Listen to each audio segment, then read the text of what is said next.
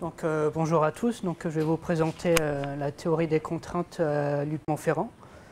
Donc, tout d'abord, je vais vous expliquer un peu le contexte de la maintenance des Transal. C'est un avion cargo qui appartient à l'armée de l'air française. Donc oui, j'ai parlé d'unité de production. Au début, on m'a déjà posé la question, on ne produit pas d'avion. C'est une unité qui s'occupe juste de l'entretien, c'est-à-dire de la maintenance de ces avions. Donc voilà. Donc le contexte, je parlerai du contexte. Après, je laisserai la parole à Joël qui parlera du déploiement, donc comme on l'a dit précédemment, de la chaîne critique au début, mise en place en 2008. Après, je parlerai des processus actuels qui ont été mis en place.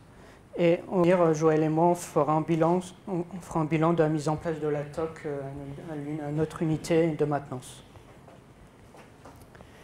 Donc, l'unité de production de maintenance des C-160 appartient à l'AIA de Clermont-Ferrand, qui lui appartient à ce qu'on appelle le SIA. Le SIA, c'est Service industriel de l'aéronautique. Ça fait partie depuis quelques années de l'armée de l'air. Et ça s'occupe du maintien en condition opérationnelle de l'ensemble des flottes de l'armée française. Donc, et le SIA il est responsable donc de la maintenance de niveau technique numéro 3, c'est ce qu'on appelle. C'est des grands chantiers que les opérateurs militaires de l'armée de l'air ne sont pas capables de faire. Donc nous, on va beaucoup plus loin que leur maintenance. Oui, parce qu'en fait, c'est regroupé en 3 niveaux techniques d'intervention et nous, on est au niveau technique le plus haut. On s'occupe aussi de maintenir une capacité d'expertise technique et logistique indépendante des constructeurs. Quand sur base, il y a un dommage sur un avion, ils nous appellent, nous, directement pour solutionner une réparation. Ils ne font pas appel au constructeur, c'est nous, avec notre bureau d'études, éventuellement fait des calculs pour définir une solution de réparation. Et le dernier point, c'est garantir les prix de soutien les plus bas pour les forces françaises. Donc, bien sûr, on est une entreprise étatique, mais il y a toujours un contrat qui nous lie avec la CIMAD. La CIMAD, c'est la partie de l'armée de l'air qui s'occupe, qui est responsable de tous ces entretiens. Donc il y a un contrat. Et donc on se doit de respecter certaines clauses contractuelles qui, je l'expliquerai plus tard, des fois vont à l'encontre de la TOC. Donc le SIA il est composé de plusieurs AIA. On a principalement l'AIA de Cuers-Pierrefeu, l'AIA de Bordeaux, l'AIA de Bretagne et l'AIA de Clermont-Ferrand dans lequel je travaille. Donc l'AIA de Clermont-Ferrand est responsable de la maintenance de plusieurs aéronefs, donc Mirage 2000, Rafale, Puma, Alpha Jet, Gazelle, bientôt A400M. Et aussi le Tigre à partir de l'année prochaine, il n'est pas représenté sur cette planche qui n'est pas à jour. Et bien sûr, donc le Transal dont je vais vous parler. Brièvement, je vais vous parler donc du Transal. Oui, le C-160, c'est un autre nom pour le Transal. Donc le Transal à l'AIA de Clermont-Ferrand. Le Transal, il est né d'un projet franco-allemand qui date des années 1950. Et il y a 2 séries actuelles dans l'armée de l'air française de Transal. Première série qui a été livrée fin des années 60, début des années 70. Et une deuxième au début des années 80. Il y a des différences techniques entre les 2 séries. Sur la deuxième série, on a notamment rajouté un réservoir de carburant et aussi une perche pour qu'il puisse être ravitaillé. Et donc l'écran de visite, c'est le niveau technique le plus haut. C'est une activité historique, ça a été créé, c'est l'AIA qui a élaboré ces grandes visites en 1970. Les petites visites qui sont un niveau technique d'intervention en dessous, c'était fait historiquement par l'armée de l'air et ça a été rapatrié en 2009. Bon, après, pour les deux points, je ne vais pas trop y venir, c'est plus des points techniques. Donc, on fait des chantiers de modification. Comme je disais, s'il y a des problèmes sur base, c'est nous qui allons directement réparer sur les avions si les opérateurs de l'armée de l'air sont incapables de le faire. Le dernier point, c'est un point important, c'est des opérations supplémentaires qui sont demandées par notre client. Donc c'est 2 points techniques, je ne vais pas rentrer dans les détails. Mais par ce point, je vais vous montrer qu'un chantier de maintenance, c'est jamais le même. ça dépend de ce qu'on appelle la DMR, la demande de mise en réparation de notre client, qui nous dit quelle opération il faut faire en plus de la maintenance. Voilà. Donc la maintenance, ce n'est pas réglé comme une voiture, on a plus ou moins des opérations à faire. Donc le cycle des grandes visites, c'est une activité historique, comme je disais, à l'AIA de Clermont-Ferrand. Donc brièvement, ça fonctionne par bloc. Et c'est échelonné sur 24 ans, enfin un cycle complet. Et tous les 6 ans, on fait un entretien majeur sur un bloc, un entretien mineur sur les 3 blocs. Donc si on commence par un bloc A, on fait un entretien majeur sur la zone rouge, un entretien mineur sur les 3 autres zones, et 6 ans après, on passe en bloc B, etc. Si bien qu'au bout de 24 ans, un avion a subi une révision générale complète. Donc les déroulements à la fois des petites visites et des grandes visites à l'AIA de Clermont-Ferrand. Donc quand l'avion il arrive, donc il a une petite phase d'entrée piste qui est à part de l'unité de production dans laquelle je travaille. Après, quand l'avion arrive dans mon unité de production, donc on dépose tous les éléments qu'il y a à déposer. Une grande partie des éléments sont envoyés chez ce qu'on appelle les divisions coopérants, qui s'occupent de la maintenance de ces organes. Donc les divisions coopérants, ils s'occupent de la maintenance des organes de tous les avions qu'il y a à Clermont-Ferrand. Donc c'est des ateliers mécaniques, hydrauliques, électroniques ou électromécaniques. Donc à l'issue de cette phase de dépose, il y a une phase de nettoyage, puis une phase d'expertise. Donc là, la phase d'expertise, je l'ai mis volontairement en rouge parce que c'est un point très important de la TOC.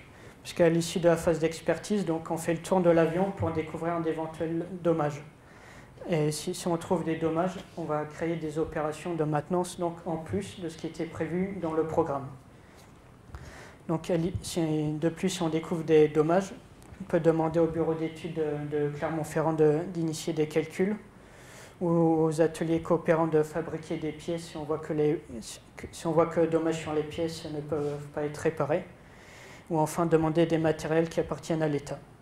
Donc ça, c'est 3 points que j'en reparlerai par la suite aussi, qui posent tout le temps des soucis.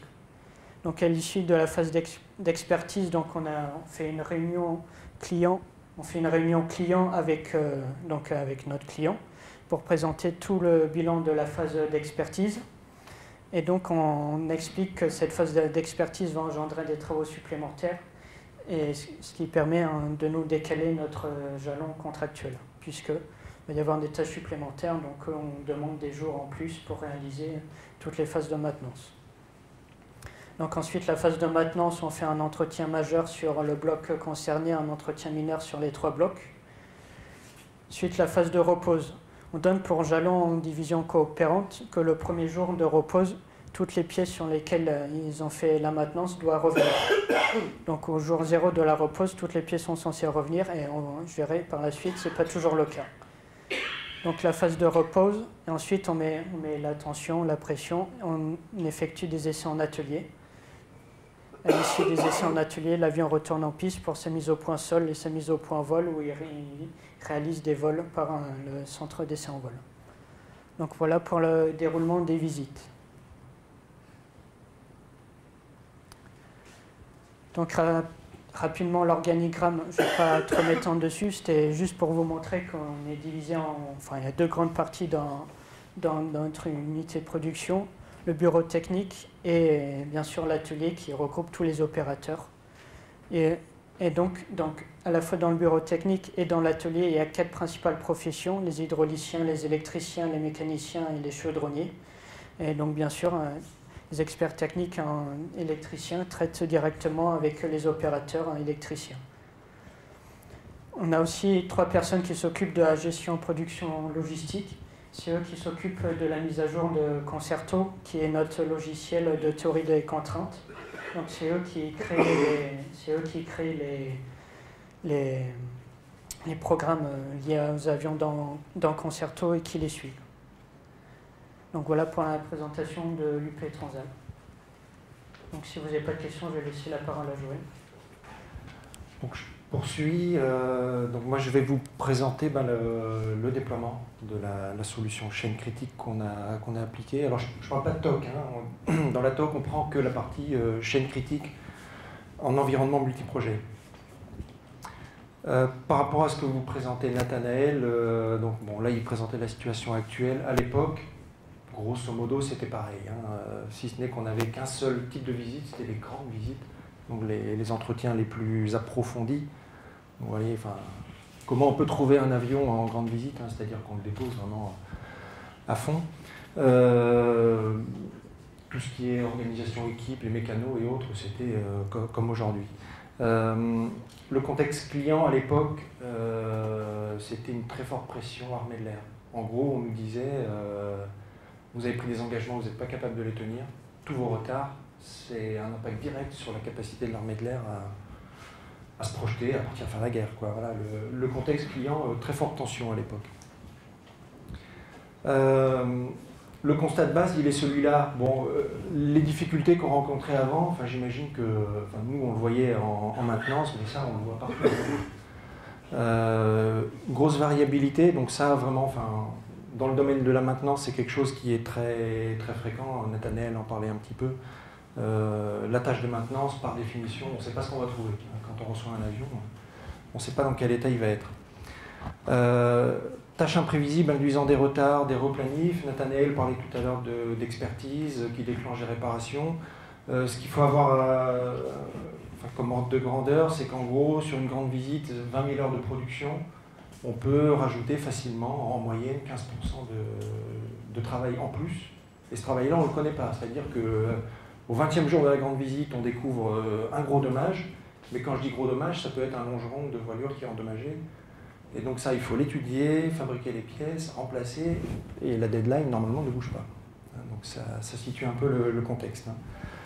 Donc bon, je ne détaille pas tous les points.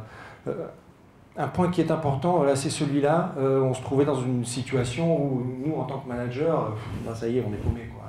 Comment on va gérer tout ça? Donc on se trouvait dans une situation, tous les jours, on lance les dés et...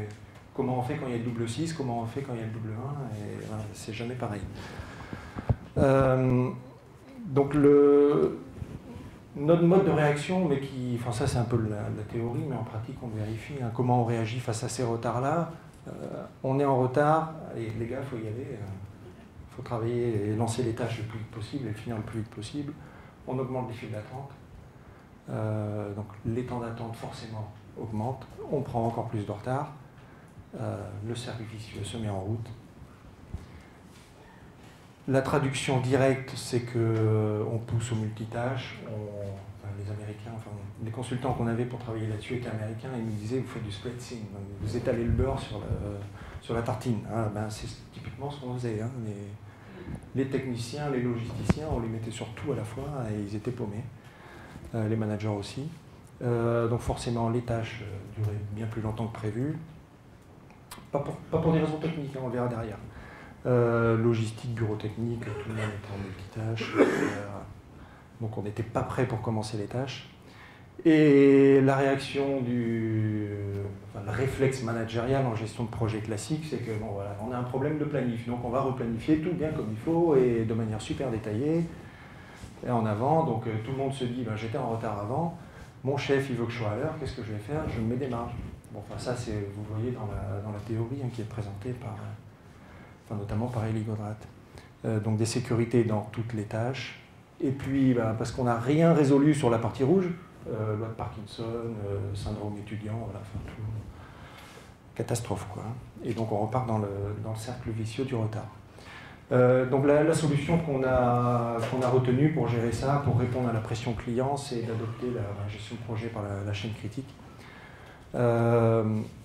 Il y a un terme qui, j'en parle tout de suite parce que vous verrez, je reviens souvent là-dessus, gestion, en anglais management. Vraiment là c'est quelque chose, c'est pas qu'une technique de planification un petit peu avancée ou un peu alternative, hein, il y a le terme management derrière. Vous verrez derrière les implications. C'est du changement dans les modes de fonctionnement des managers, des ouvriers, etc., etc. Concerto, Nathaniel en a parlé un petit peu tout à l'heure, c'est l'outil qui nous sert à supporter la partie TOC et qui fait tous les calculs de buffer, etc., etc. Donc quelque part, ce n'est pas un outil informatique de plus qu'on va rajouter dans un système. C'est vraiment un process de management qu'on va mettre en place. Et Concerto, c'est l'outil qui supporte ça. Il fait les calculs qui nous sont démontrés dans les bouquins de théorie. Le calendrier pour le déploiement, donc voilà, en gros, ça s'est fait en 3 phases. La première, ce qui est en bas, j'en parle sur la planche d'après, le whip flush. J'en parlerai tout à l'heure. La première étape, les 2 points clés, c'est création d'une équipe projet là-dessus. Équipe projet, on a sélectionné, les managers, enfin j'étais dans l'équipe projet, les managers étaient dedans, ceux qui avaient bons techniciens, qui connaissaient bien leur boulot, qui avaient la capacité à prendre du recul sur comment appréhender une nouvelle méthode, comment estimer la durée de tâche dans une nouvelle méthode. Donc une core team vraiment costaud, on va dire. L'autre point qu'il faut bien souligner dans la première phase, c'est ça, créer l'adhésion. Les anglo-saxons diraient le buy-in. C'est essentiel parce que, c'est essentiel à la fois vers le management au-dessus, mais également vers les troupes en dessous, on va dire. La méthode, quand on la met en œuvre, est contre-intuitive. On verra tout à l'heure, il y a des choses qui ne sont pas logiques. Dans un mode de fonctionnement normal, c'est pas logique. Donc quelque part, avant de mettre tout ça en route, il est nécessaire de créer une adhésion très forte et d'être sûr que le jour où on va partir, ça va rouler, quoi. Donc on s'était mis un jalon, après une première phase de 5 semaines, on avait créé grosso modo le modèle de fonctionnement. On y va, on n'y va pas. Est-ce qu'on a l'adhésion de tous dans la core team, l'adhésion de tous les managers, et est-ce qu'on a adhésion au niveau au-dessus? Bon, on l'a eu, on est parti. La phase 2, le point principal que je vais souligner, c'est ça, c'est la formation. On a passé quand même pas mal de temps, et c'est essentiel, il ne faut surtout pas l'oublier. On a passé pas mal de temps à former, expliquer, réexpliquer souvent, revenir sur les basiques, la méthode et ce qu'on mettait en place. À retenir aussi sur la phase 2, quelque part, ce n'était pas une solution copier-coller. On a vraiment adapté la solution à notre environnement. On avait un consultant, en réalisation, on ne peut pas le nommer, un consultant qui maîtrisait bien ce domaine et qui nous a bien aidé. Le Go Live, alors Go Live c'est simple, voilà, on y va, c'est parti. Ça c'est du jour au lendemain, on a basculé du jour au lendemain. Un point que je n'ai pas souligné dans la planche d'avant, c'est pourquoi on a choisi ça, enfin pourquoi on a choisi la méthode CCPM. On avait des chantiers lignes, certains terminés, d'autres en cours, qui adressaient plutôt des problématiques d'organisation de poste de travail, flux logistique et des choses comme ça. Et puis on benchmarkait un peu différentes méthodes pour traiter la partie comment on va tenir nos délais. Et à l'époque, Vincent avait fait venir réalisation, qui avait fait une présentation de cette méthode-là telle qu'elle était appliquée aux États-Unis, et notamment appliquée dans l'US Air Force. L'US Air Force, dans ses ateliers de maintenance, applique beaucoup la gestion CCPM. Donc on s'est trouvé face à une solution qui semblait fonctionner, des résultats industriels dans un contexte similaire aux États-Unis, de bons résultats. Et puis quelque part l'intuition on était 2-3 chefs, l'intuition de c'est bon, ça va marcher, c'est une bonne solution, on y va. Ça n'a pas été plus compliqué que ça, c'était vraiment l'intuition. Donc mise en œuvre, les choses sont parties très rapidement. Donc vous voyez, la durée de la mise en œuvre, c'était en gros 10-11 semaines pour mettre en place la solution. Alors le whip flush, qu'est-ce que c'est? Je ne l'ai pas traduit parce que flush in English, un petit coup de chasse d'eau. Donc le whip flush, c'est j'évacue mon encours, donc je réduis fortement mon encours. Donc pour nous, ça s'est traduit par réduire le nombre de projets, donc d'avions en cours de maintenance. Typiquement, on est passé c'est écrit là, de 5 à 3 avions en maintenance. L'objectif, il est celui-là, c'est-à-dire que le jour où on fait le Go Live et on passe en mode CCPM, il faut qu'on soit déjà en mode faible encours, donc faible multitâche, donc tous les intervenants dans la chaîne de production sont concentrés sur peu de tâches. Si on avait fait le Go Live, si on était parti en mode CCPM sans être en position faible en cours, bon, clairement on se serait planté, quoi. Donc il faut vraiment partir et rabaisser son encours. Ça, je pense, c'est quelque chose qui... Enfin, j'avais lu Critical Chain avant qu'on le mette en œuvre, ça. Le whipflush, on ne le voit pas trop apparaître, hein. C'est quelque chose qu'on a découvert. Ce qu'on a fait pour le whipflush, et là on commence à parler de choses contre-intuitives, c'est qu'on a gelé les avions. Donc on a dit, certains avions, ben, stop, personne n'y va. Ben, je résume, on avait fermé l'avion à clé, interdiction d'aller travailler sur l'avion, et on expliquait aux opérateurs, non, tu commences plus tard, comme ça tu finiras plus tôt. C'est pas naturel, hein. Et en pratique, ça a fonctionné, hein. Enfin, un exemple qui n'est pas chez nous, mais que Réalisation nous a cité, ils ont fait le même genre de manip chez Delta Airlines aux États-Unis. Ils sont allés jusqu'à vider des ateliers et les mettre dans la cour. Ils ont tout vidé, quoi, tout mis dehors, hein. Ils ont dit, ces trucs-là, on n'y touche pas. Et ils les ont réintroduits progressivement dans le flux de production. Le whipflush, enfin, on nous avait prévenu, quelque part, c'est la phase la plus difficile. Là, il faut manager serré et pas laisser dériver parce que c'est super tendu, quoi. Et il faut clairement l'expliquer là aussi, sinon les gens ne comprennent pas. Alors après, si donc, le whipflush est en cours, l'élaboration du mode de fonctionnement, voilà, on a suivi les 3 règles un peu basiques de la méthode. Donc la première, mode monoprojet, mise en place de buffer sur la chaîne critique. Ensuite, on est passé en mode multiprojet, donc le pipelining, j'y reviens un petit peu tout à l'heure. Et donc au final, la gestion des buffers, le fameux diagramme 3 couleurs. Donc le buffering, bon là je n'ai pas prétention à expliquer la chaîne critique, hein, vous connaissez très bien le truc. Mais voilà, typiquement c'est ce qu'on a fait, hein, ce qui existe dans les bouquins, donc les tâches, définition de la chaîne critique, mise en place des buffers, il n'y a pas que du buffer projet, hein, il y a des buffers auxiliaires, il y en a d'autres, hein, ils ne sont pas tous détaillés là.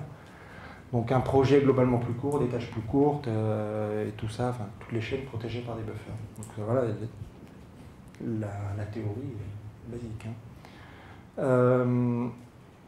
Alors comment, enfin c'est l'équipe projet, hein, qui a défini les tâches, l'enchaînement des tâches, comment on a expliqué la problématique de aie confiance. Tu peux réduire la durée de tes tâches, on mettra un buffer, t'inquiète pas, ça va fonctionner.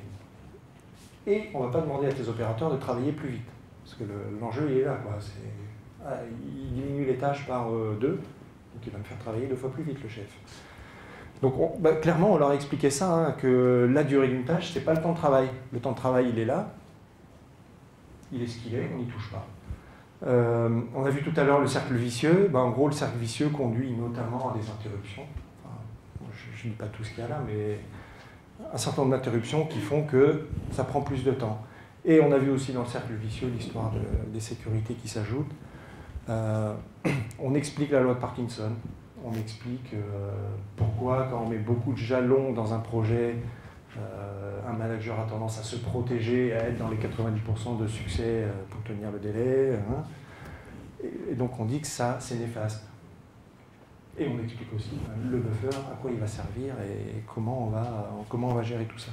Alors, il faut l'expliquer vers les troupes, mais aussi l'expliquer vers le haut. J'ai eu un grand chef, un N+3, il est arrivé, donc on lui a présenté la méthode, on lui a dit, ben voilà, la grande visite, maintenant elle va se faire comme ça va durer tant de temps, plus 30 jours de buffer. Ah ouais, donc tu peux me faire la visite c'était 70 plus 30, tu peux me faire la visite en 70. Voilà, même pour des grands chefs, c'est contre-intuitif, quoi. Donc, bon, la réponse, elle est simple, hein, c'est ok, tu me tues Murphy, tu m'enlèves la corrosion sur les avions et je te le fais. Le pipelining, donc si on essaye de traduire, hein, contrôler le démarrage des projets, planifier les tâches ou les projets en fonction des contraintes. Typiquement, nous on le faisait, on a mis en place la solution avec un pipelining à 2 niveaux. Le premier niveau, c'est le nombre d'avions en chantier en simultané. Et le deuxième, c'est je dirais le mode macro, enfin le mode micro, c'est-à-dire les tâches, faire du pipelining sur les tâches. Bon, ça, je ne rentre pas plus dans le détail. Et la troisième, donc c'est le buffer management. Alors là, c'est Concerto, le logiciel qui faisait tout ça. On a fait une fois le calcul pour montrer la théorie, et après on n'a plus du tout travaillé là-dessus. Donc typiquement, ce que vous pouvez voir dans les bouquins, on l'applique, ça s'appliquait tous les jours. Hein. Il n'apparaît pas, mais l'indice de consommation de buffer, donc c'est je me trompe à chaque fois l'avancement sur la conso ou l'inverse, il est calculé et c'est lui qui permet de prioriser les tâches. C'est super simple. Là où ça devient intuitif, ça c'est tiré d'une planche qui servait à la formation. On demandait, sans afficher les pourcentages, là on demandait à un manager de terrain, voilà, la tâche noire, il y a 2 avions, la tâche noire c'est la même ressource, sur quel avion tu mets tes troupes? Donc, la réponse naturelle c'était, que je ne me gourre pas, c'était celui du haut parce qu'il finit, l'avion va bientôt sortir. Et en pratique, si on calcule tout ça, c'est sur la tâche du bas qu'il faut mettre l'opérateur parce que... c'est celui qui a le plus ouais, voilà, c'est celui qui a l'indice le plus élevé. Donc quelque part, on dit à l'opérateur, privilégie l'avion qui sortira le plus tard. Voilà, pour un opérateur, un deuxième truc très contre-intuitif. Donc si je reprends les trois grandes étapes, monoprojet, les buffers, donc on supprime les marges cachées, on met tout ça dans les buffers, globalement on réduit la durée d'une visite. Le pipeline, donc on est en mode multiprojet, on démarre les projets uniquement en fonction de la capacité de nos contraintes. On ne démarre pas les projets ou les tâches le plus rapidement possible. Donc, attendons pour finir à l'heure, voire pour finir plus tôt. Et l'autre point qu'on verra tout à l'heure, c'est qu'on démarre des tâches à des points clés pour réduire l'encours. On le verra tout à l'heure. Et la partie de gestion de buffer, c'est l'allocation des ressources qui se fait en fonction de la consommation des buffers. On ne peut pas être en mode multitâche. Tout le monde partage les mêmes buffers. Le Concerto, il était accessible à tous. La production, la partie technique, la partie logistique, et tout le monde avait la même info, la même priorité, donc c'était extrêmement facile de travailler là-dessus. Et tous les managers gèrent les projets et les ressources en fonction de la conso de ces buffers. C'est basiquement facile. Alors comment, en termes de déclinaison pratique de la solution qu'on a mis en œuvre, comment ça s'est finalisé? Donc sur la partie mise en place de buffer. Sur la durée du projet, on a fait une réduction de 30%. Donc la durée de la visite, en objectif, on l'a mis à 100 jours, donc 70 de chaîne critique plus 30 de buffer. Alors j'essaie de me souvenir comment on avait déterminé le 100, et je l'ai retrouvé. En fait, ça s'est fait de manière assez rigolote. On partait de 150 au départ, et on disait aux gens, aux managers de terrain, bon, qu'est-ce que tu penses, c'est acceptable comme délai de grande visite, quoi. Alors eux, ils répondaient, on peut essayer 120 jours, quoi. Dans les 90, il n'y arrivera pas 90. Voilà, ça s'est fait comme ça. Et en fait, le 100, il est venu de quel est le truc qui te gêne, mais qui ne te gêne pas trop. C'est venu comme ça. Hein. Bon, dans les bouquins, on voit des réductions, il y a des pourcentages de réduction qui peuvent s'appliquer, des choses comme ça. On n'a pas du tout fait comme ça. C'était vraiment qu'est-ce qui te semble acceptable, bien que ce soit que ça représente un challenge, quoi.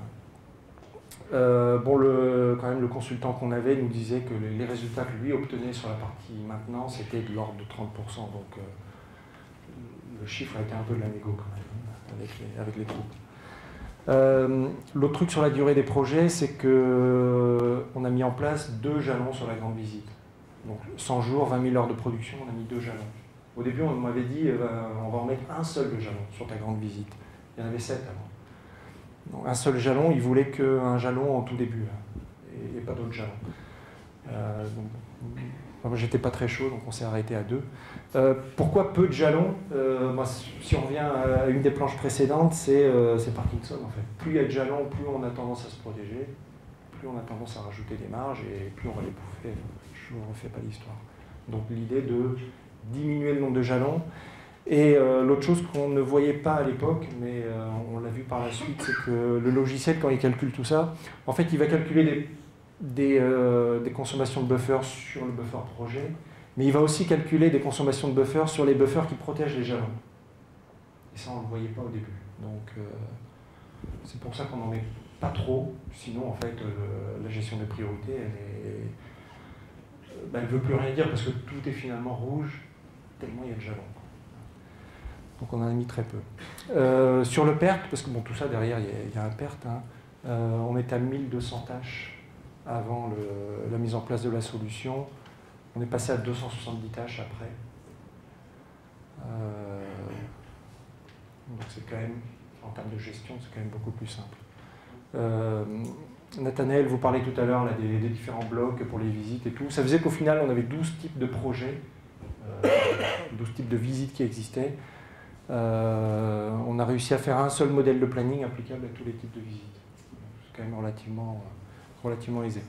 Je reviens sur les tâches. La détermination de la durée des tâches, pareil, on ne l'a pas fait avec la théorie qui est dans les bouquins, les pourcentages et autres. Hein, c'était, tu te sens bien avec cette durée des tâches ou pas? Oui, non, non. C'est que c'est la bonne alors. Ah oui, c'était ça. Hein. Et les gens ont bien joué le jeu. Oui.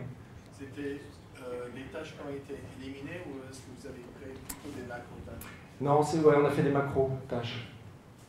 Ouais, on est passé... on a fait des tâches multiprofessions, alors qu'auparavant on était sur du monoprofession. On a regroupé certaines activités qui ne présentaient pas d'intérêt d'être séparées. Certaines fois, on a vraiment séparé, on a laissé une tâche très, très spécifique parce qu'il le fallait, mais globalement, on a regroupé. En fait, ce qui se passait, les 1200 tâches, hein, je reviens au cercle vicieux au début, on est arrivé à 1200 tâches parce qu'on a voulu replanifier de manière super détaillée. Et l'autre point, donc ça c'était la visite avant, c'est-à-dire qu'on faisait, sur la partie nettoyage, inspection, maintenance, repose et essai, vous voyez, il y avait des phases de superposition, on faisait des tâches d'inspection en même temps que de la maintenance, voilà, on superposait. Vous voyez sur la partie du bas qui est la solution retenue, les tâches sont bien découpées. Et on verra par la suite, on le voit ici, ce qui a été fait. Sur la partie pipelining. Donc, bon, le pipelining de haut niveau, il est simple. Hein, on s'est dit, pas plus de 3 avions en simultané en visite, et voilà, on l'appliquait, ça c'est super simple. Vous avez établi que 3 sources de marché. Comment on l'a établi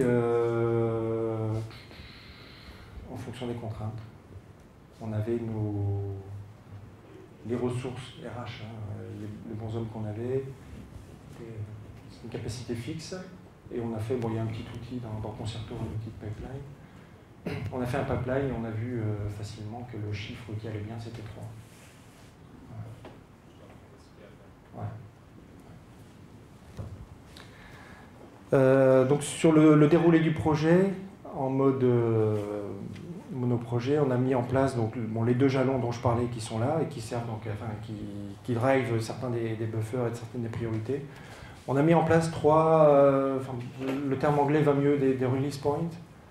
C'est-à-dire qu'en fait, on faisait les travaux avant mise en place de l'avion dans les docks, les travaux de nettoyage et d'inspection, et il fallait les mener jusqu'au bout avant de pouvoir passer à la phase de maintenance. C'est-à-dire qu'on contrôlait vraiment le lancement du travail pour éviter le mode multitâche.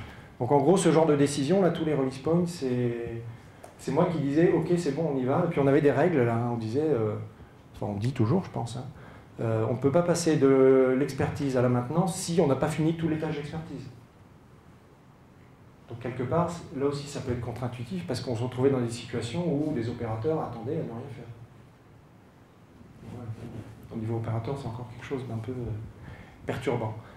Et donc idem pour les trois release points qui existaient.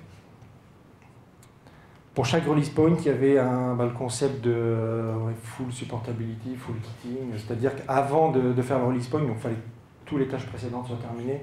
Il fallait également que toutes les tâches à suivre soient prêtes à être commencées sans avoir de risque majeur d'interruption.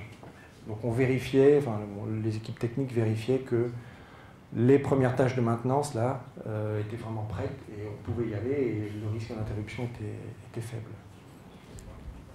Sur le Rolling, vous ne gérez pas comme un jalon. Non, non. Ce qui est géré comme jalon dans le logiciel et donc qui permet de calculer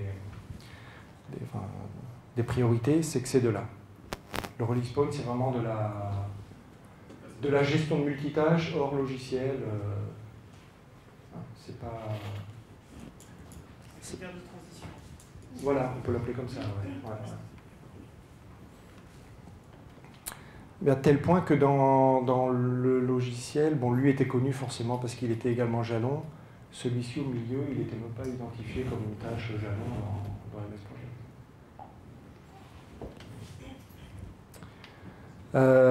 Donc le buffer management, donc Concerto qui était l'outil commun pour tout le monde. Toutes les fonctions qui étaient impliquées sur une visite. Donc qui donnait les règles d'allocation. Enfin, les règles d'allocation des ressources étaient bien claires. On avait les checklists, comment allouer les ressources, basées sur les priorités Concerto.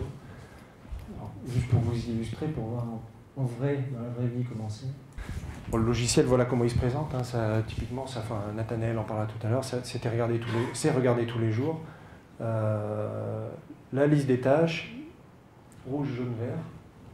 Et tous les managers de terrain qui se retrouvent tous les soirs, qu'est-ce qui est le plus rouge? C'est en cours, oui, quelle est la durée restante? Voilà, c'est... Est-ce qu'il y en a là? Oui. Des tâches pas commencées, NS. Tu as des ressources libres, la tâche est rouge, ok, tu mets tes ressources sur la tâche. Ça se faisait comme ça. Hein.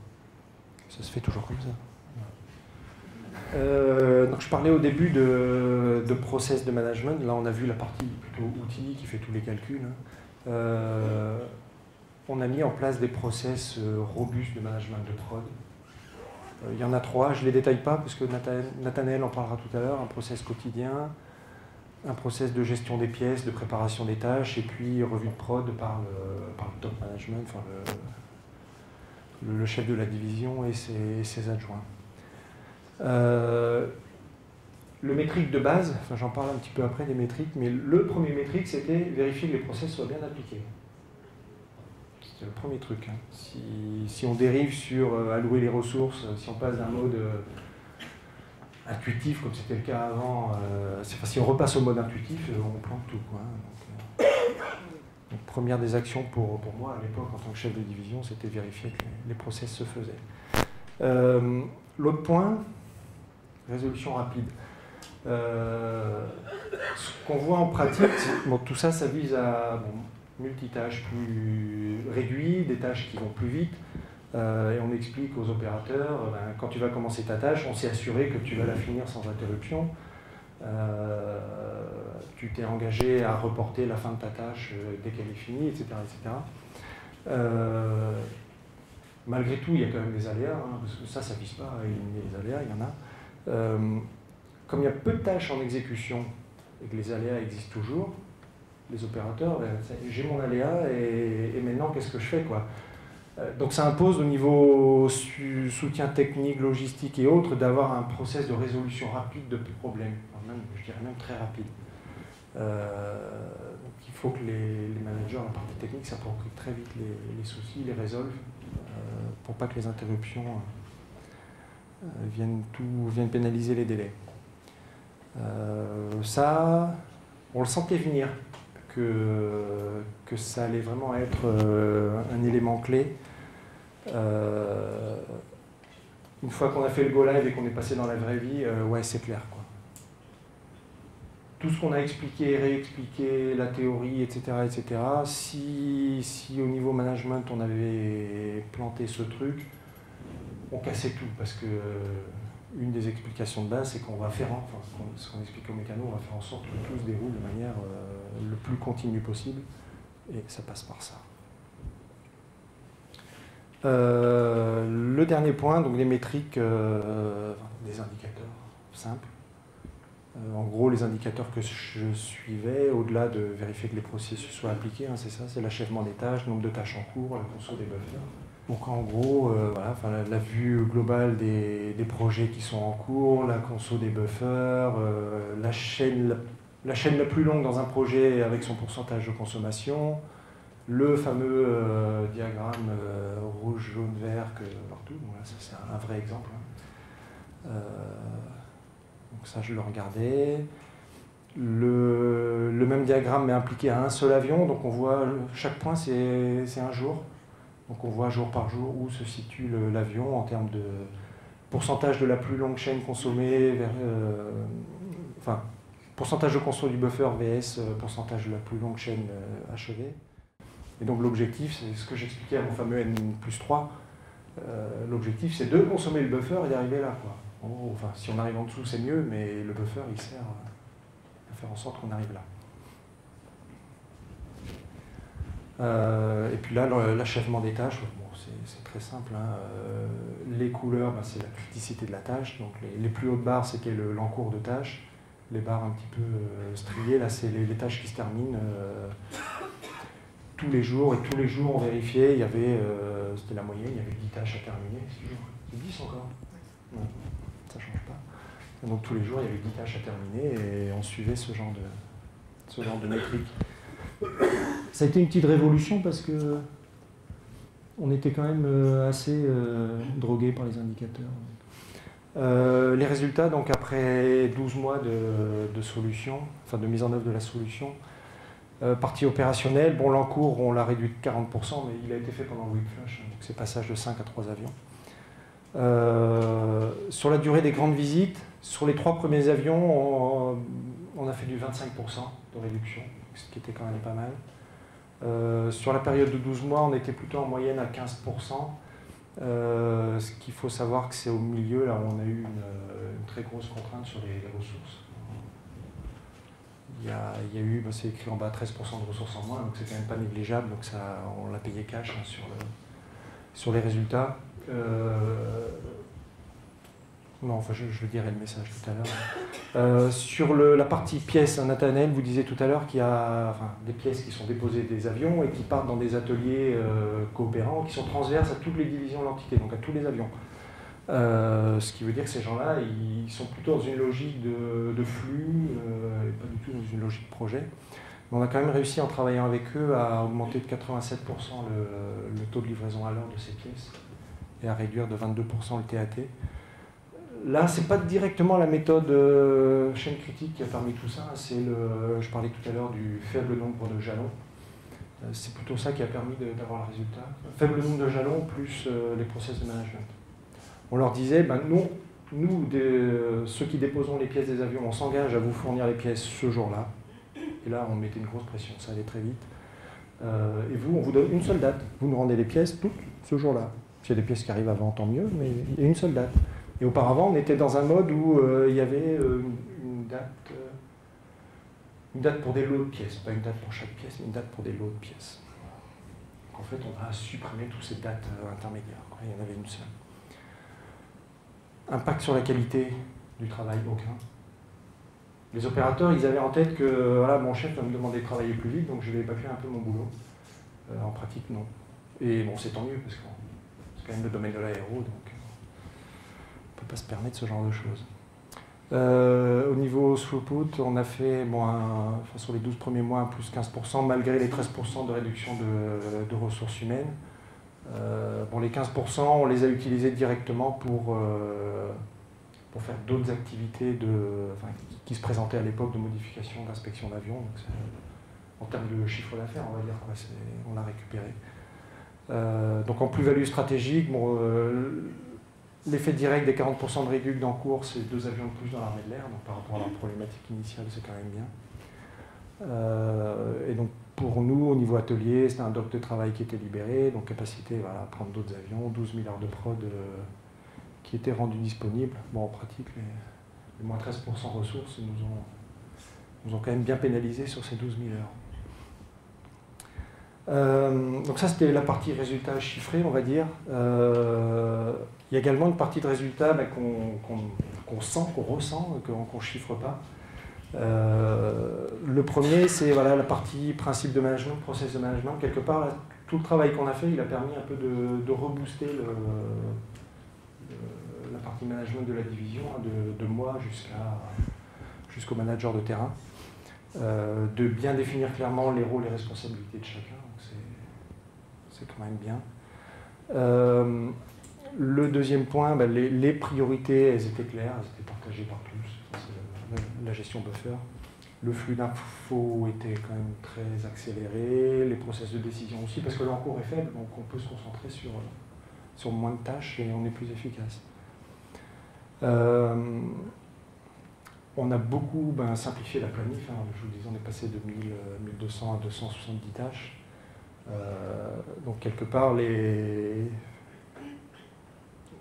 bataille permanente contre les effets de la micro-planif qui nous pourrissent la vie. Ça peut créer de l'emploi en faisant des gestionnaires de projet, des adjoints, parce qu'il faut gérer de plus en plus de tâches. On a fait le sens inverse.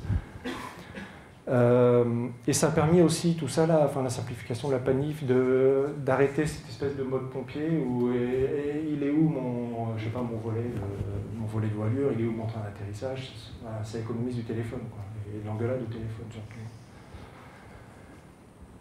Le buffer management, je ne le détaille pas plus, on l'a vu tout à l'heure, mais voilà, c'est lui qui donnait la visie sur la chaîne de production. On identifiait facilement dans l'outil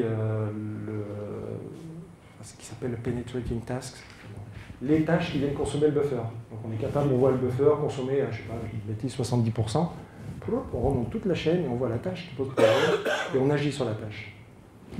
En pratique, ce qu'on faisait, ce que vous faites encore tous les jours, c'est on voit les avions, la consommation du buffer, on est dans le rouge, déjà on est dans le jaune, on se pose des questions, on anticipe le coup, on est dans le rouge, comment on fait pour rattraper, plan de rattrapage de buffer. Donc on allait voir ces tâches-là, qu'est-ce qu'on peut faire là-dessus? Est-ce qu'on peut mettre plus de ressources? Est-ce qu'on peut bosser en 2/8? Et des alarmes précoces qui existaient là-dessus. Les métriques, je n'y reviens pas. Et le dernier point, on avait commencé à travailler dessus et apparemment, ça n'a pas été vraiment déployé dans l'outil, mais on l'avait en mode bêta. Il y avait un module, le PUGI, Process of Ongoing Improvement. C'est-à-dire que l'outil, en fonction des consoles buffer, était capable de dire en moyenne, c'est plutôt sur ces tâches-là que les choses se passent mal, donc travailler sur ces tâches-là. Donc l'outil semblait prometteur, mais en pratique, je ne sais pas s'il a été mis sur le marché ou pas. Donc après la partie résultat, la partie, les leçons que moi j'ai pu retirer sur ces 12 mois, le premier point c'est ça, leadership, implication du top management, c'est impératif. La mise en place de ce genre de truc, la théorie, la chaîne critique et autres, ça c'est super simple. C'est pas un problème à expliquer, ça se fait, à comprendre, ça se fait aussi. Le point dur, les 90% difficiles, c'est gestion du changement et être capable d'entretenir ce changement et de le faire durer. Quelles sont les actions que vous avez faites, vous avez mis en place pour justement faire ce changement et obtenir l'adhésion du projet? Déjà, l'équipe projet dont je parlais tout à l'heure, on a pris des managers de tout niveau. Déjà, ça permet d'avoir une première adhésion. Ensuite, c'était des formations pour tout le monde, depuis les managers au-dessus jusqu'aux opérateurs. On a même formé les syndicats, informés. On a formé toutes les chaînes coopérantes dont je parlais tout à l'heure, les ateliers partagés entre toutes les chaînes d'avions. On les a formés sur la méthode, on leur a expliqué le mode de fonctionnement. L'adhésion s'est faite comme ça. Après, le travail difficile au niveau top management, c'est réexpliquer sans arrêt. Quand les choses se passent mal, on prend un petit peu de recul, on réexplique les basiques et on y retourne. Ça, on l'a fait quand même relativement souvent. Beaucoup de présence terrain. Et les équipes, globalement, avec le recul, je me dis qu'elles ont quand même super bien réagi. Super bien. Le premier jour, après le Go Live, le premier jour, j'ai eu une peur bleue. Go Live, c'est un mercredi matin. Ok, on fonctionne comme ça. On prend concerto, toutes les priorités. Voilà.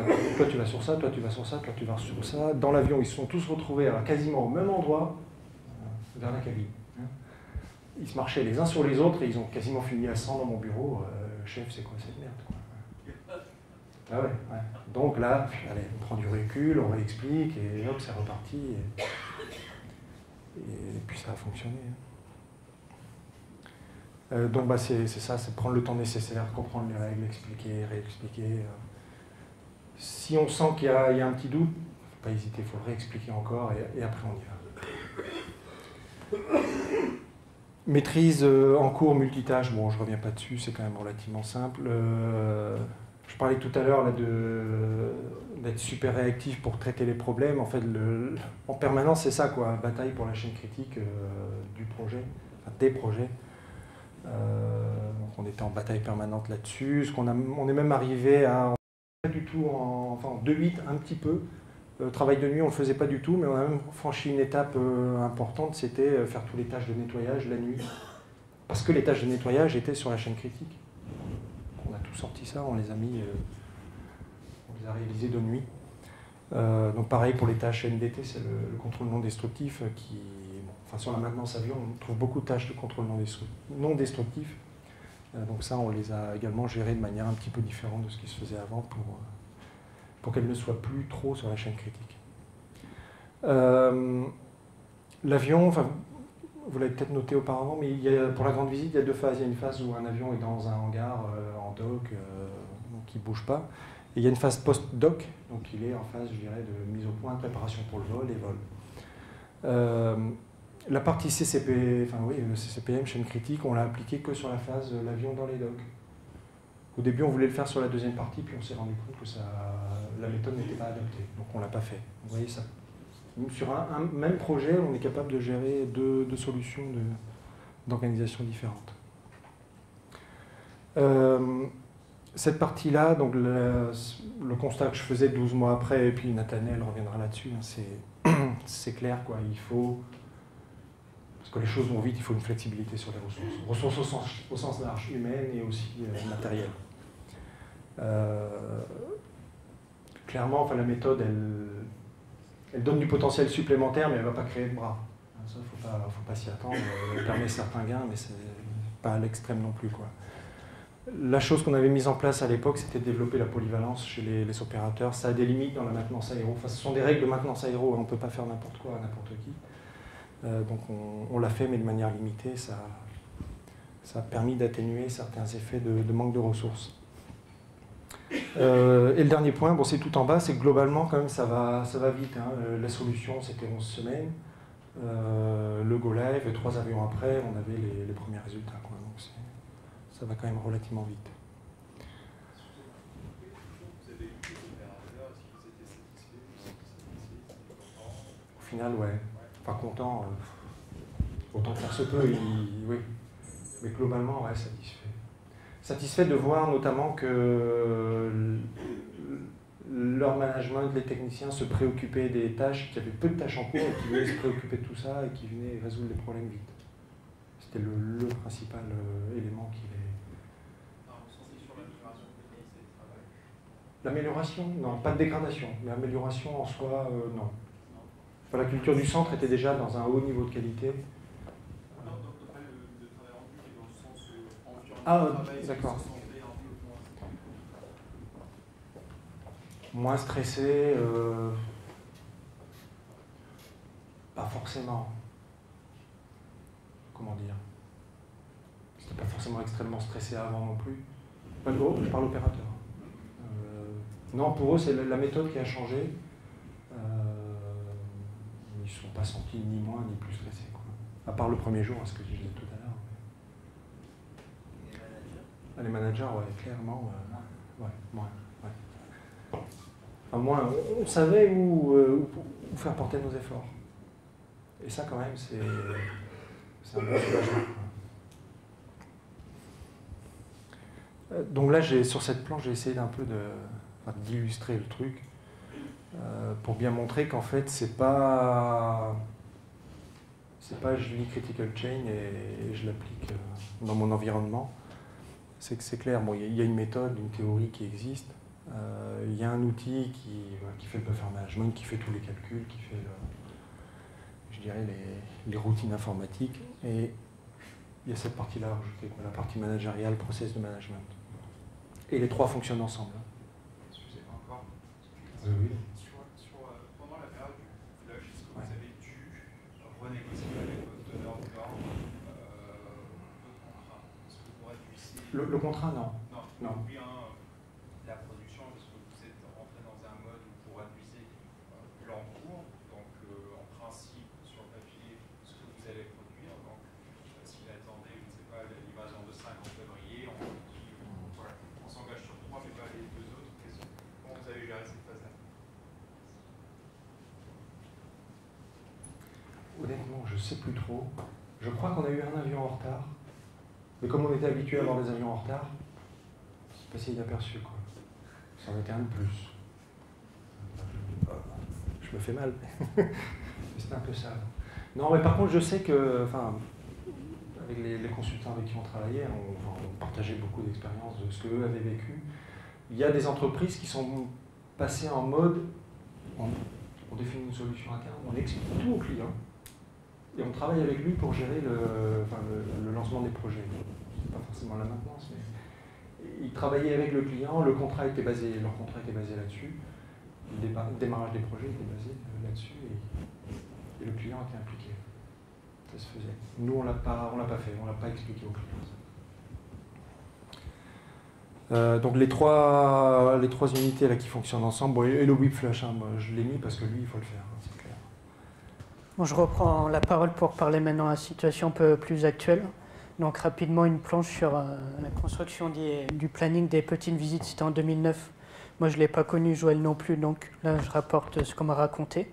Donc comme l'a dit Joël, c'est toujours un seul modèle, donc même pour les blocs GVL, donc là bien sûr c'est toujours un seul modèle pour les deux types de séries des avions. Pour la création du chemin critique, comment on est parti, en fait on... Oui. Ça, c'est des nouveaux types de visites qui sont arrivés après. Oui, en 2009. Moi, je choisis que la grande visite et eux, ils ont fait la grande visite et la petite visite. Avec des cycles. Non. Enfin, des durées de visite qui sont très très différentes. Voilà, donc oui, donc comme le disait Joël, ces petites visites qui sont arrivées en 2009 chez nous. Et donc pour créer le PERT, qui est donc le planning sous chaîne critique, on est parti de la fin. Voilà, l'avion est livré. Juste avant qu'on soit livré, qu'est-ce qu'il faut faire? Donc on est parti comme ça, et c'est comme ça que le planning a été construit, quoi. Les principes des post-it, parce qu'ils sont réunis devant un tableau blanc. Ils ont mis un post-it, ça c'est la dernière tâche, qu'est-ce qu'il faut faire avant? Ils ont mis des post-it un peu partout pour reconstruire toute la chaîne. Comparé au GV, Joël le disait un petit peu, donc dans chaque tâche, plus ou moins plusieurs professions sont regroupées. Pour les PV, là, il y a encore plus de professions regroupées dans encore moins de tâches. Et je vous montrerai par la suite, la cohabitation marche très bien entre les grandes visites et les petites visites, et notamment sur le logiciel Concerto qu'on utilise. Donc les chiffres, donc ça c'est pour... ça va à l'encontre de ce que... ça va dans ce que... ça confirme ce que disait Joël, c'est que quand on a mis en place la TOC en 2008, l'encours est passé de 5 à 3. Donc ça, c'est des statistiques depuis 2007. Donc, oui, donc en bleu, l'encours des grandes visites, il est passé donc de 5 à 3 en 2008. Comme je disais, l'encours PV, il a commencé en 2009. Le pic que vous voyez là, ça n'a rien à voir par rapport à la théorie des contraintes qui ont été mises en place. C'est juste un avion qui a attendu suite à un accord de demande client. Donc les jalons grande visite, j'en ai déjà parlé un petit peu. Donc on a donné des jalons bien précis pour les lots. Les lots, c'est tous les équipements qui sont envoyés chez les divisions coopérantes qui, eux, traitent les équipements de tous les avions de l'unité. Donc ça, c'est pour les grandes visites. On a dit que quand l'arrivée A, donc c'est en chaîne, A plus 10, tous les lots doivent être envoyés. Donc la phase de dépôt est terminée pour les lots. À la réunion R-10, donc les gens de la logistique de notre unité de production se regroupent avec les logisticiens des autres divisions coopérantes. Et donc il faut un point pour voir s'il y a des lots qui ne seront pas de retour au jalon qu'on a défini, qui est au début de la repose. Et pour ceux qui ne sont pas de retour, quelles solutions peuvent être mises en place pour accélérer le processus, pour les avoir le plus rapidement possible.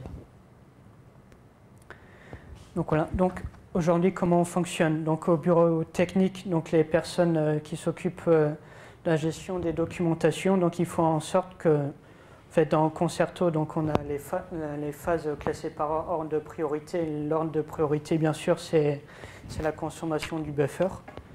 Donc, sur les 5 jours, dans Concerto, les tâches qui doivent être faites dans les 5 jours, les gens de la préparation s'assurent que toutes les cartes de travail sont prêtes pour les travaux qui doivent être faits dans les 5 jours.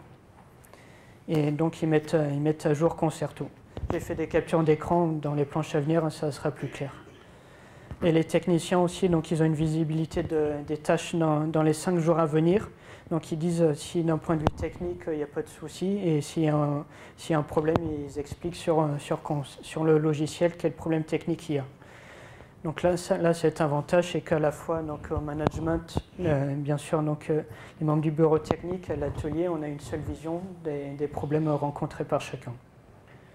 Voilà. Et donc, oui, et au bureau technique, il y a une réunion. Donc ça, c'était mis en place au début de gestion en chaîne critique et c'est toujours actuellement. Il y a une réunion d'une demi-heure où ils balayent les tâches à venir sur les 5 jours sur le logiciel Concerto pour voir les problèmes rencontrés. Donc maintenant, le fonctionnement à l'atelier. Donc là, je pars du numéro 1. Donc de chaque journée de 15h à 15h30, dans le bureau du chef d'atelier, tous les chefs de chantier se regroupent. Ils balayent les tâches à venir dans Concerto et ils allouent les personnels sur les tâches qui doivent être ouvertes. Donc bien sûr, une tâche qui a été ouverte les jours précédents, ils font en sorte de mettre les mêmes personnes dessus pour éviter les interruptions de tâches, qui est quelque chose qui soit oublié. Voilà. Donc après, à la fin de cette réunion, oui, à cette réunion, on fait en sorte qu'un maximum de personnes viennent, aussi les personnes extérieures à l'unité de production qui travaillent sur l'avion, notamment les responsables du nettoyage, ou du CND. Bon, je viendrai par la suite, mais on a un peu du mal à les faire venir à ces réunions. Ils ne sensibilisent pas assez à ça.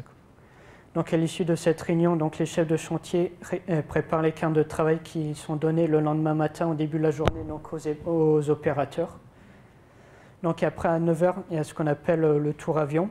C'est les managers qui descendent avec les préparateurs, qui font le tour avion pour aller vraiment au contact des opérateurs pour voir quels problèmes ils ont et pour trouver une solution le plus rapidement possible. Donc voilà. Et donc après la réunion du lendemain où ils donnent les ressources, les chefs de chantier estiment les durées restantes et puis ils mettent à jour Concerto pour être prêts à la réunion de 15h. Donc voilà, donc là ça va être un peu plus explicite. Là j'ai fait une capture d'écran d'un onglet très important du logiciel Concerto qui traite les tâches par ordre de priorité, bien sûr par la consommation du buffer. Donc rapidement, donc la ligne, donc là c'est classé par avion, par tâche. Donc là on voit que je ne sais pas si vous arrivez à voir, mais on voit que sur les ressources, il y a différentes professions.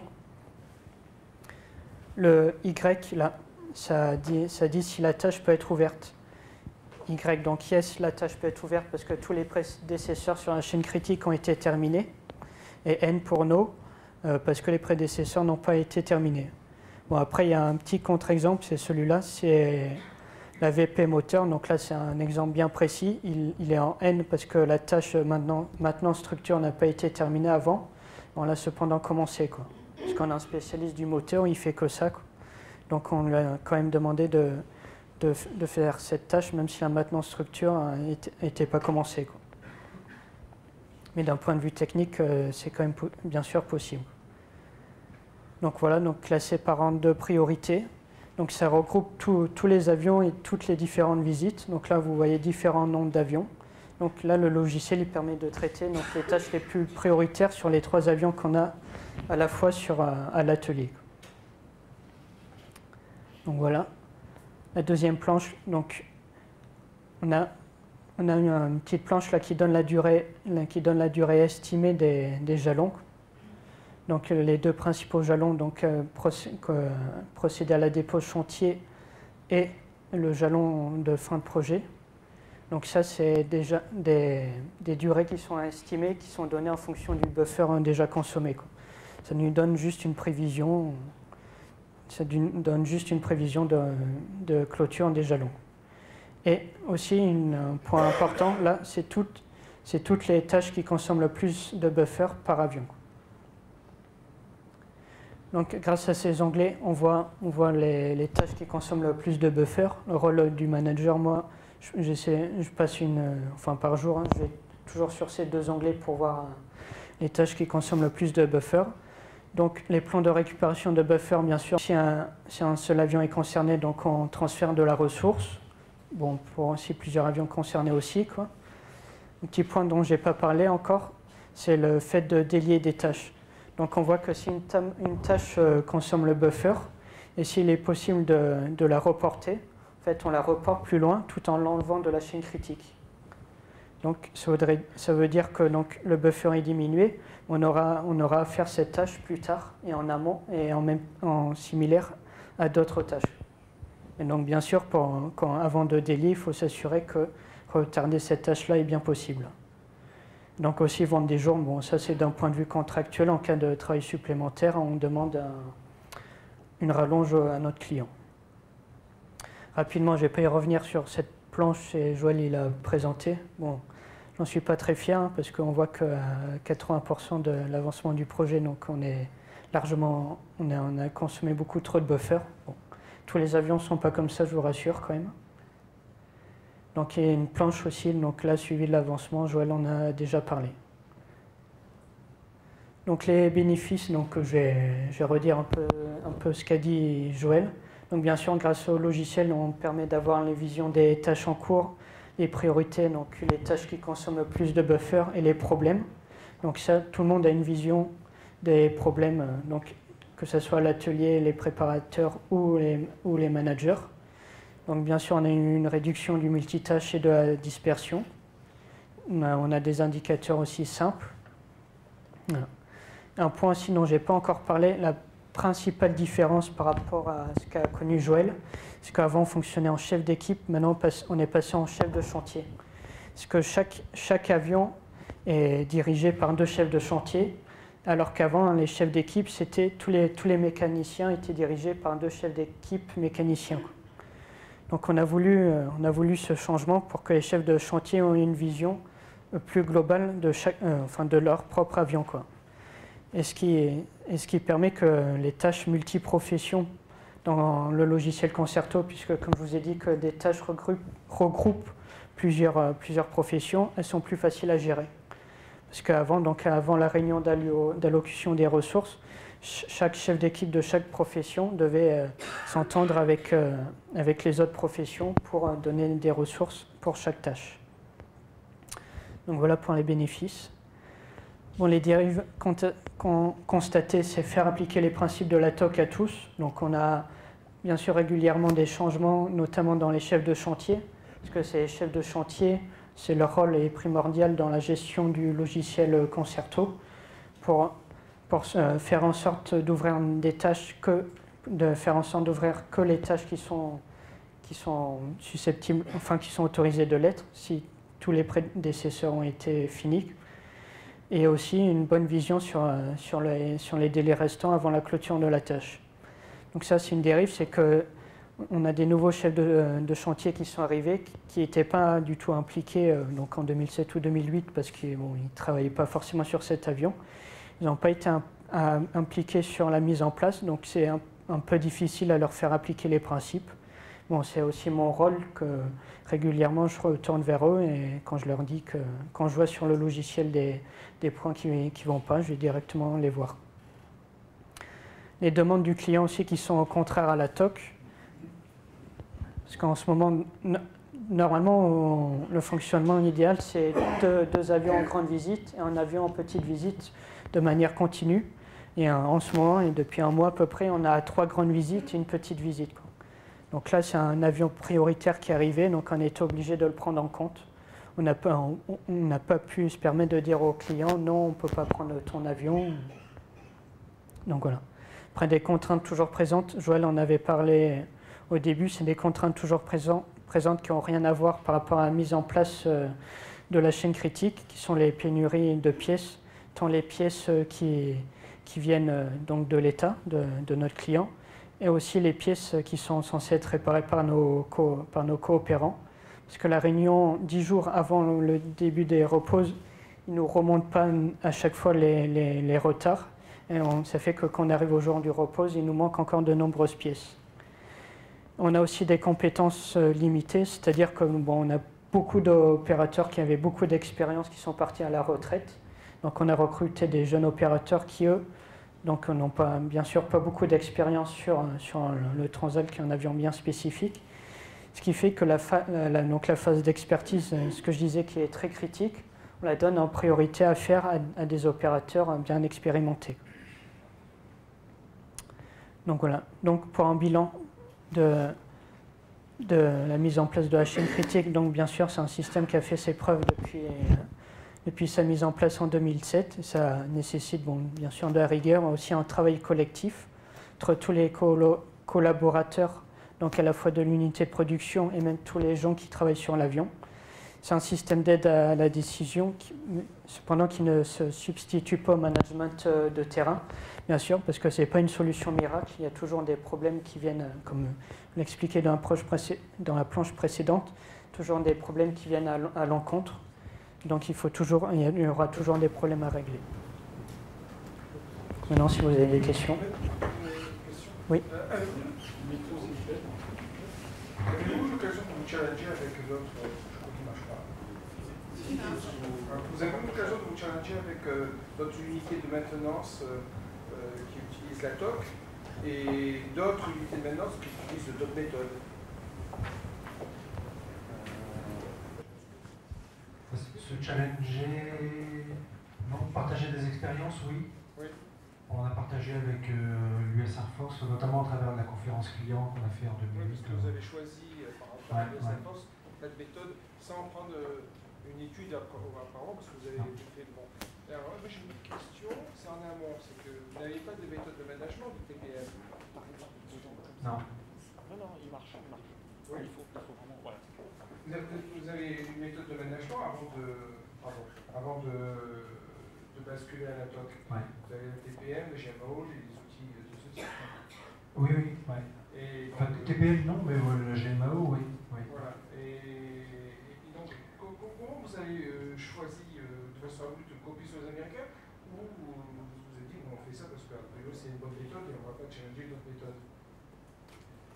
C'est un peu ce que je disais tout à l'heure, on a eu l'intime conviction. Enfin, déjà, la démonstration, ça marchait dans des environnements similaires. La conviction que c'était une bonne solution. À l'époque, pour tout ce qui est TPM ou ce genre de truc, on ne le sentait pas, quoi. On ne le sentait pas, on ne voyait pas des résultats probants rapides, ce qui nous a fait basculer là-dessus, quoi.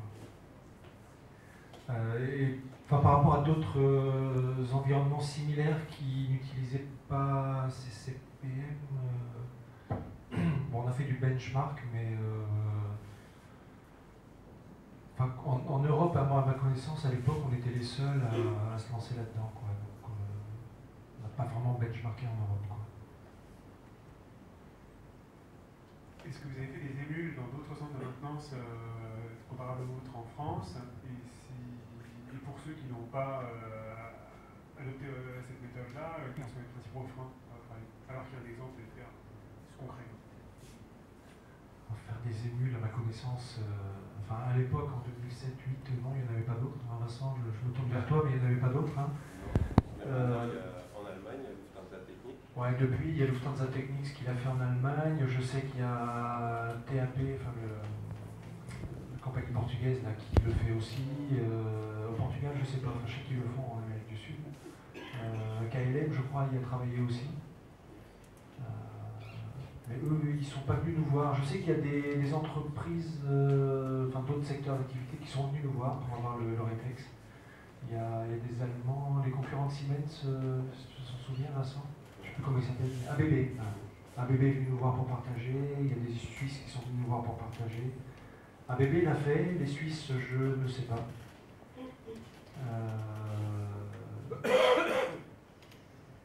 Côté USA, parce que voilà, on les a vus, on suivait un petit peu, on discutait avec eux. Là, il y a beaucoup de centres du US Air Force, et Dieu sait s'il y en a, des centres de maintenance là-bas. Il y a beaucoup de centres qui y sont passés. Là.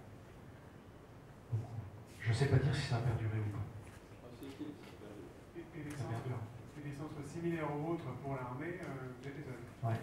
Ouais, même ce qu'on n'a pas dit, Nathaniel disait qu'au début, au début de la présentation, il disait que au niveau de l'AIA, il y a plusieurs types d'avions qui sont maintenus. Le Transal est la seule chaîne de maintenance qui y est passée. Bon, ce qui n'est pas sans poser certains problèmes. On parlait d'ateliers coopérants, tu disais tout à l'heure que l'élastique se détend, mais c'est pas facile. Avec tous les autres chaînes d'avions, ils travaillent suivant un mode de fonctionnement. Avec le Transal, ils travaillent avec un autre mode de fonctionnement. Donc ça rend les choses difficiles. Idem pour les ERP, enfin du SAP ou autres. Voilà, la partie Transal travaille suivant un mode de fonctionnement, les autres suivant un truc différent. Au niveau management au-dessus, il faut expliquer, quoi. C'est pas facile. Vous avez évoqué le sujet des nouveaux venus qui avaient nécessité d'adaptation. Vous avez une politique de formation aussi agressive? Vous avez fait au moins la mise en place de la méthode? Non, politique de formation à l'heure actuelle, on pêche un peu. C'est sous forme de tutorat avec les opérateurs qui ont l'expérience. C'est pour ça que les tâches importantes comme l'expertise, c'est au bout de quelques années qu'on peut leur confier.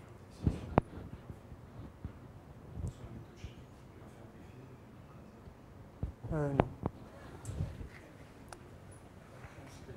Ouais.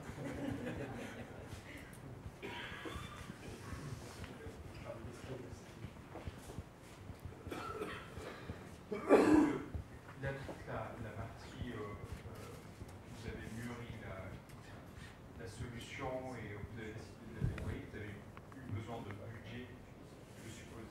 Comment vous avez pu avoir ce budget-là? Comment vous avez eu le temps de pouvoir l'implémenter? Toutes ces questions-là, comment on peut chercher le budget, comment on demande du temps pour pouvoir implémenter des choses alors qu'il y a des opérations communes qui doivent se dérouler et avoir une continuité.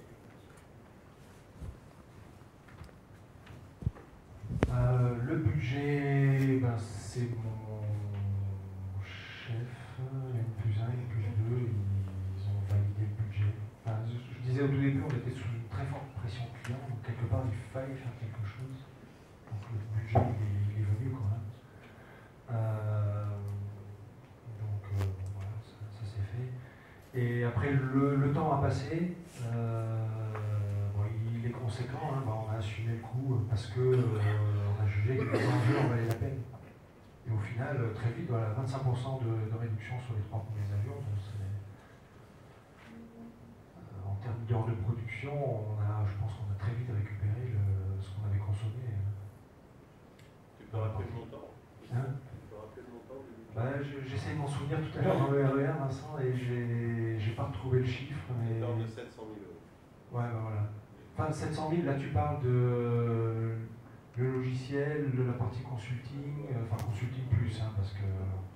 C'était pour donner l'ordre de grandeur du budget. Ça inclut pas nos heures internes passées sur la construction de solutions. Bon, après les heures, elles étaient pas, enfin l'investissement interne, il n'était pas énorme non plus en heures de prod. En fait, pour le déploiement, réalisation, le consultant, il applique la méthode chaîne critique, donc ça va super vite. Hein. Il dit, voilà, on commence là, et puis on met nos tâches très vite, nos tâches de conception de la solution, et au final, on n'a pas passé énormément de temps. Quoi. Et de toute façon, si on ne les avait pas passés là, on les aurait passés sur des actions lignes ou d'autres actions. Hein. C'était un investissement. En fait. Après, un changement, une transformation. Ouais. Excusez-moi, quelle est la valeur d'un nouveau Transal? Vous en avez libéré deux. La valeur sur le marché de l'occasion à l'époque, c'était. Ça se vendait pas, mais on l'estimait à 150 millions d'euros. Donc deux, ça fait 300 millions. Voilà. Oui, mais tu peux dire aussi que quand on n'avait pas d'avion disponible, il fallait en louer. Ouais, voilà, quand l'armée de l'air n'avait pas d'avion dispo, ils en louaient. Bon, ça on n'a jamais fait les calculs, hein, mais louer un Antonov ou autre, c'est pas gratos. Hein. Des heures de vol qui ne peuvent pas se faire. Nous, on ne l'a pas comptabilisé non plus. Chez les Américains, quand ils présentent ça, ils font des super slides la plus-value pour US Air Force de temps, on ne l'a pas fait, mais des heures de vol non réalisées, ça a un coût, quoi. Je sais plus, l'heure de vol Transat, je ne l'ai plus en tête, mais ça chiffre en quelques milliers d'euros. 4000, je crois. Hein, ouais, 4000. 4, 5 000 dans ces eaux-là, quoi. Donc des heures de vol qui ne se font pas, et des missions qui ne peuvent pas se faire, alors là on ne le chiffre pas, quoi. Mais vous avez réduit vos coûts de production.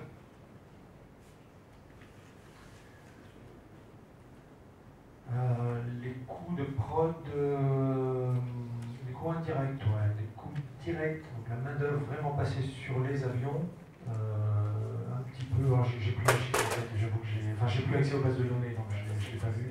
Disons, vous avez signé un contrat, donc je suppose que c'est des sommes forfaitaires. Ouais. Et en réduisant donc effectivement le coût de production, on peut dégager donc un plus au niveau des marges. Ouais. Donc ça, vous avez pu mesurer l'effet que ça a eu? Ouais, on l'avait mesuré, mais là j'ai plus les chiffres en tête en fait. Mais bon, c'était pas hyper significatif quand même. C'était plus que des... C'était plus de délai.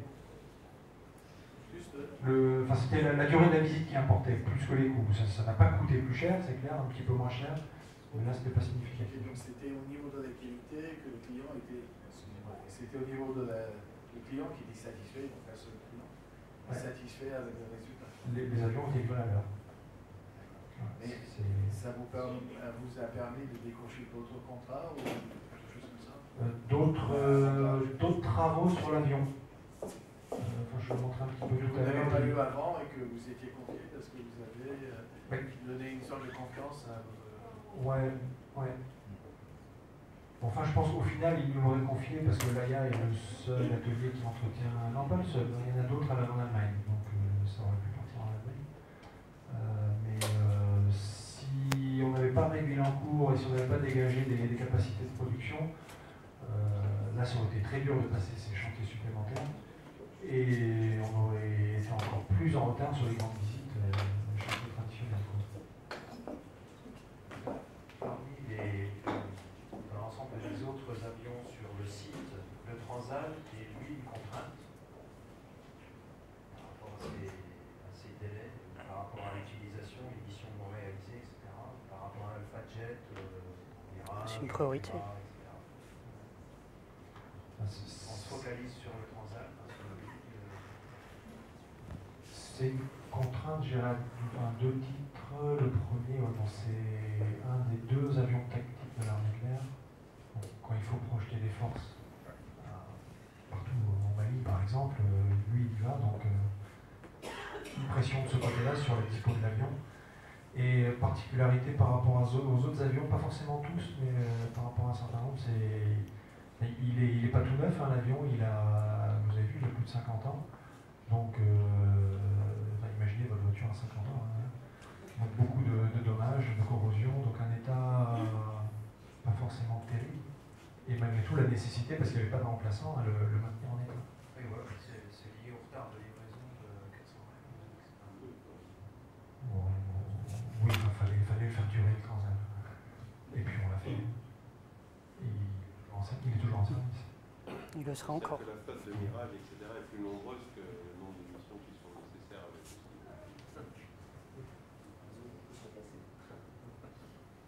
Sans passer non, mais il y a... Monsieur le ministre, désolé, on n'a plus de Rafale disponible. C'est quelqu'un. Ils sont... Transal, tant pis, on prend un Antonov. Je pense que ça répond probablement à la question que Nicolas posait tout à l'heure. Pourquoi est-ce que ça n'a pas été étendu à d'autres ateliers? Parce que quand on manque d'avions de transport, on les remplace avec un prix budgétaire.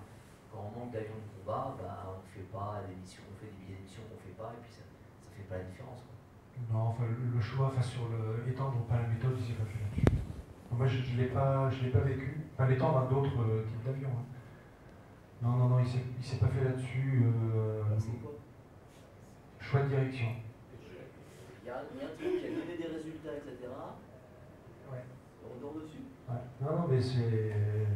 Peut-être moins de souffrance, non? Enfin, il y a peut-être moins de... La situation était moins critique sur les autres chaînes. Elle était moins tendue, mais j'ai pas vécu cette partie-là, en fait, donc je sais pas trop dire ce qui s'est passé. Experts, s'ils se sont lancés sur sur la maintenance des pumas en solo, sur la base de l'exemple que vous avez fait chez vous, mais en solo, avec des résultats qui sont mitigés.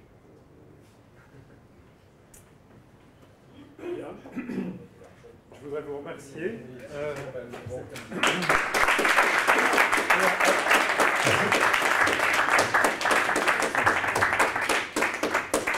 Je voudrais vous remercier pour votre excellente présentation. Moi, j'ai appris des choses. Donc, un petit signe de reconnaissance qui vous servira dans la période à venir, là, d'une part. Et puis, on vous offre également, vous êtes ici grâce à l'association Pop France. Donc, on vous offre une année d'adhésion à l'association. Ça vous donnera également une année d'adhésion gratuite à Tokiko, qui est donc l'association internationale qui diffuse la théorie des contraintes et certifie les individus. Donc voilà, merci pour cette excellente présentation.